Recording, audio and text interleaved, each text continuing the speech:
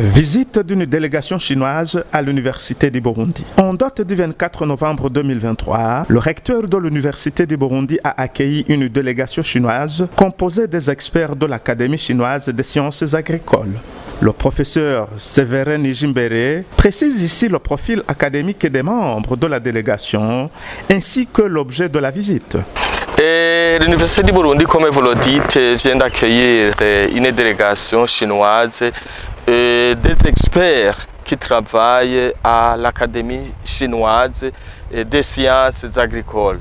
C'est en fait une institution qui s'occupe de la recherche en agriculture et qui a aussi un volet qui se charge de l'enseignement des sciences agricoles.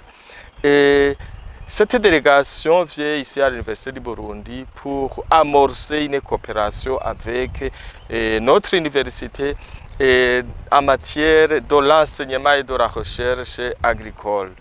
Pour le professeur Séverin Nijimbere, la coopération est toujours une nécessité en matière d'avancée scientifique.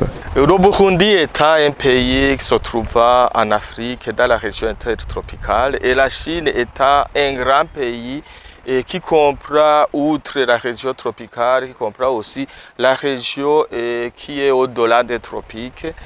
Et on a toujours besoin de coopérer pour voir les avancées en matière de développement qui couvrent nos régions. C'est-à-dire il y a certaines réalités du Burundi que les Chinois ont besoin de connaître et nous aussi nous avons besoin de connaître certaines autres réalités de la région chinoise. En outre, nous avons aussi besoin des échanges d'expériences en matière d'avancées scientifiques. Et également, il y a aussi un besoin d'échange des étudiants. Par exemple, ici au Burundi, nous avons un besoin vraiment qui se fait sentir à ressources humaines capables de mener des recherches agricoles. Oui, c'est vrai, nous avons des ressources, mais leur effectif est insuffisant. C'est pourquoi nous pensons que cette coopération permettra d'augmenter l'effectif des experts burundais en matière d'agriculture. L'étape suivante sera la signature d'une convention de collaboration entre les institutions concernées. Nous venons de mener un échange, une discussion autour de la coopération. L'étape qui suivra sera la signature de la convention de collaboration entre les deux institutions.